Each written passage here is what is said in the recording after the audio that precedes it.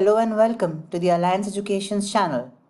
My name is Mayank Bhadoria, co-founder of Alliance Educations. Today, we'll be moving on further into reading and comprehension section of the India examination. In the previous lecture, we had discussed the exam review and also tackled one example.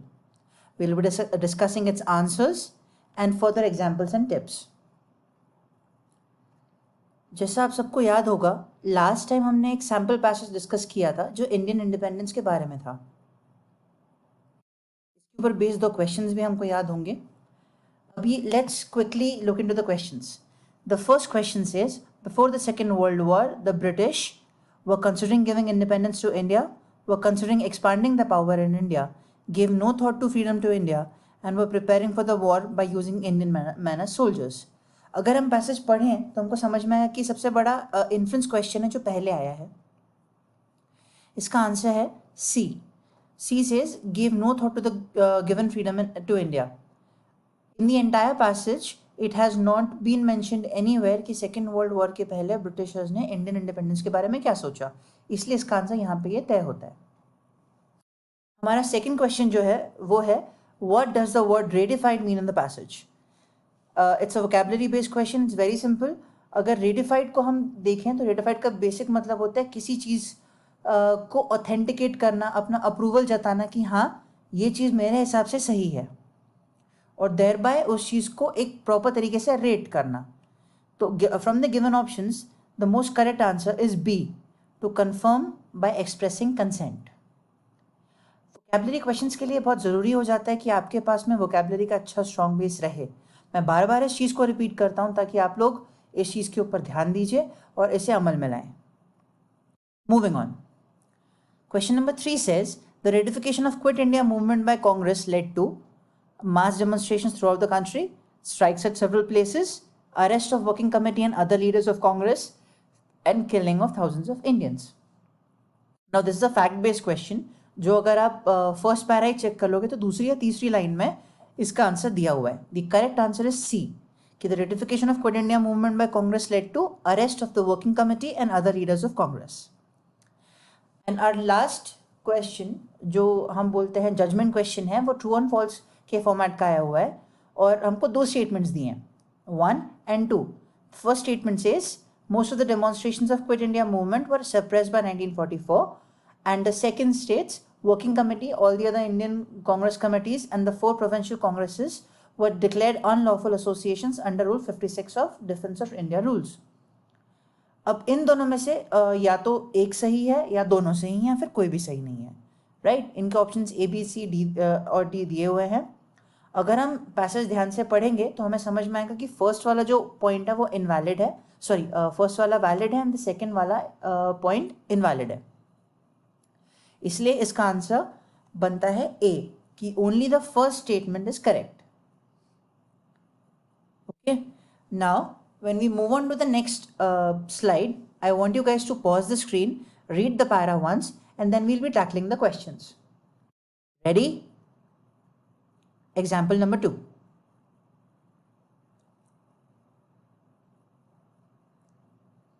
I hope आपने screen को pause कर लिया है. Please read through.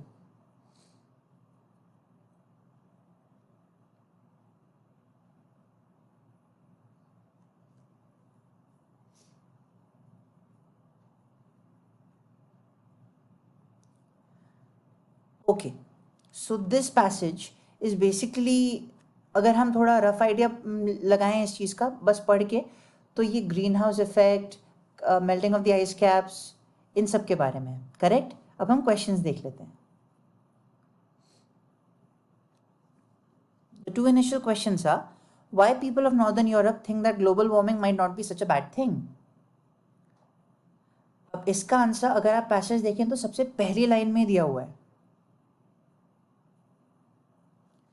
The correct answer is B, क्योंकि first passage में directly नहीं दिया हुआ फर्स्ट लाइन में, बट इनडायरेक्टली उनका मतलब वही है कि weather of northern Europe should be warmer, और since they come from cold countries it will be easier for them to survive.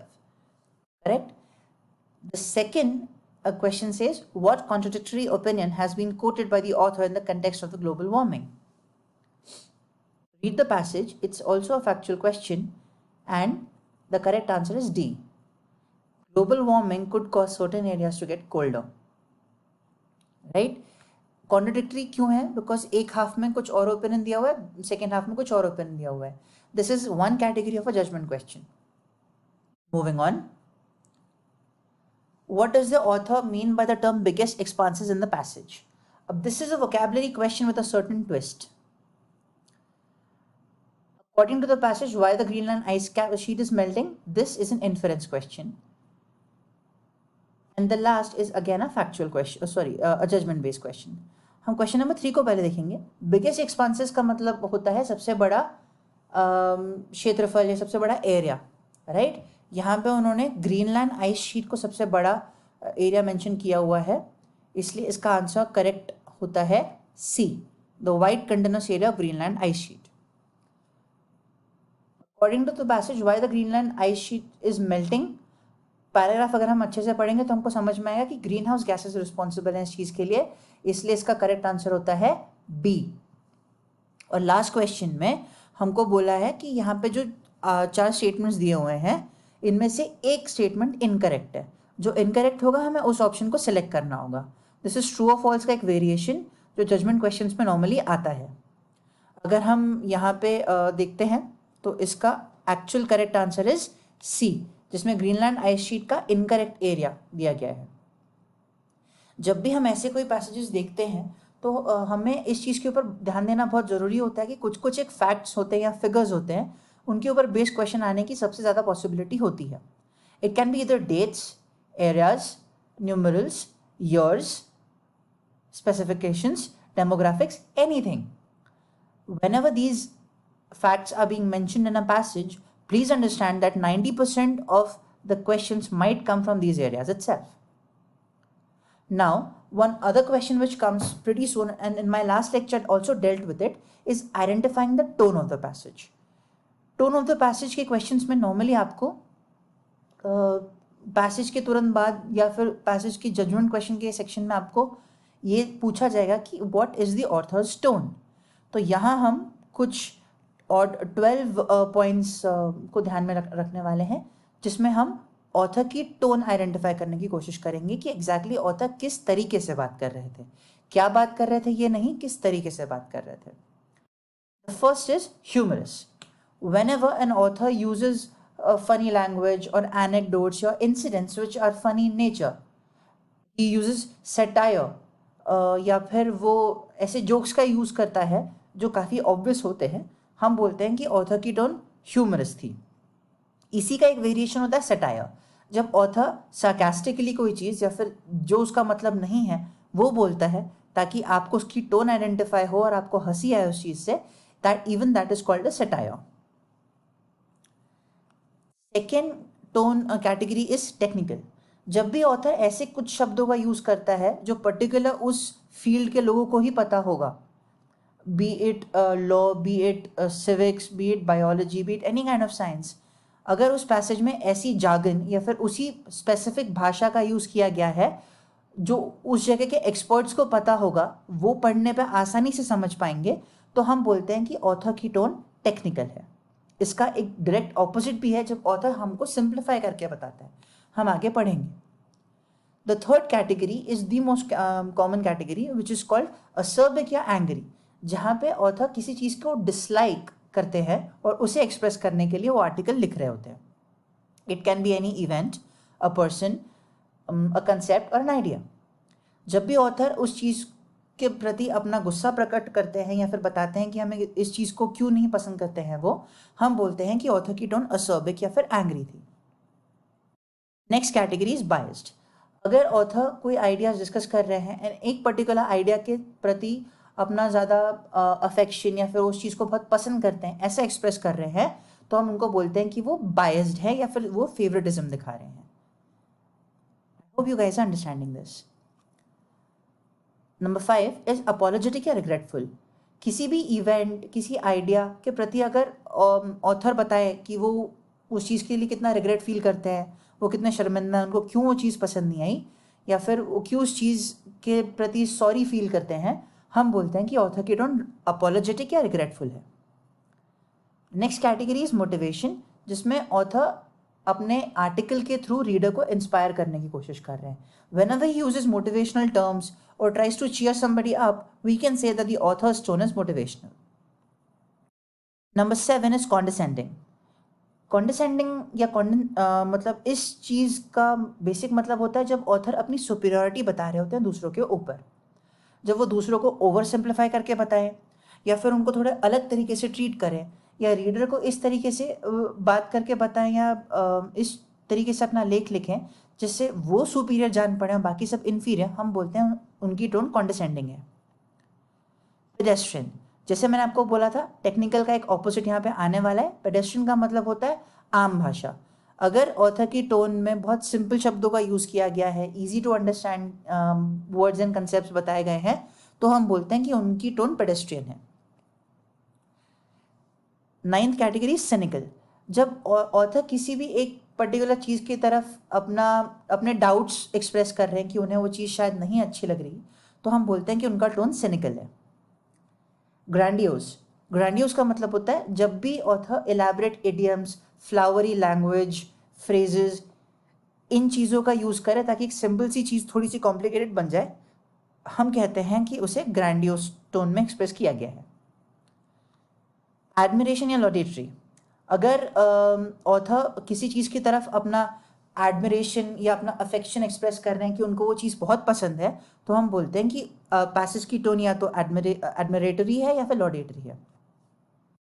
और लास्ट, अगर ऑथर किसी एक कंसेप्ट या आइडिया के प्रोज एंड कॉन्स लिस्ट कर रहे हैं, उसे रिव्यू कर रहे हैं कि वो अच्छी है बुरी है, उसमें अच्छी चीज़ें क्या हैं बुरी चीज़ें क्या हैं, तो हम बोलते हैं कि वो क्रिटिकल है. इसके अलावा 90% of passages are narration type of passages जिसमें सिर्फ इंफॉर्मेशन हमें दी जाती है. Moving on, there are few tips so that you can save time. The first is reading the passage thoroughly in one time. आपको 2 या 3 बार पैसेज नहीं पढ़ना है.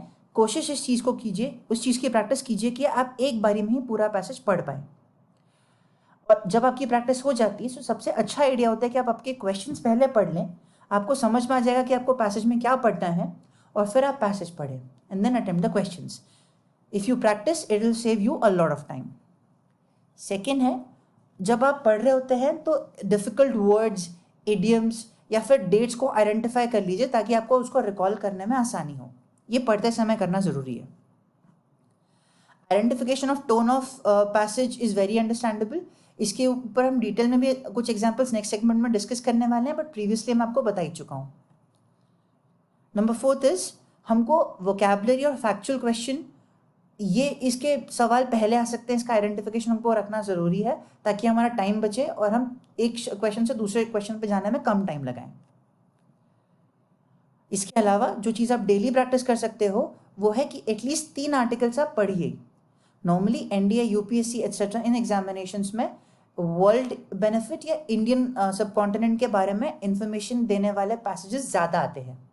इसलिए जब आप उन पैसेज के बारे में पढ़ते हैं, उनको रेगुलरली अपने आप को इन्फॉर्म रखते हैं, आपका जीके भी अच्छा होता है, आपका कॉम्प्रिहेंशन भी बढ़ता है, वोकैबुलरी भी अच्छी बिल्डअप होती है, and all in all it's a very beneficial thing for you. और एज अनदर प्रैक्टिस 1 या 2 बेसिक बढ़ती है. आप अटकेंगे कम, आप समझेंगे ज़्यादा, और रीडिंग कॉम्प्रिहेंशन का जो पूरा सेगमेंट है वो आपका बहुत जल्दी बीत जाएगा. I'd like to announce that admissions are open for classroom program and online program both. You can contact on the numbers given on the screen and register for admissions today itself. Whatever there's for you to gain out of this entire exercise is given right here. हमने reading and comprehension की एक worksheet बनाई हुई है. अगर आपको उसकी PDF की रिक्वायरमेंट है तो आप हमें मेल या टेलीफोन नंबर्स पे कांटेक्ट कर सकते हैं. Lastly, if you have liked this video, please hit the like button. And do not forget to subscribe to the channel for regular updates. If there's anything for which you'd like to see further videos on the subject, please let us know in the comment section. Thank you for joining. Have a nice day.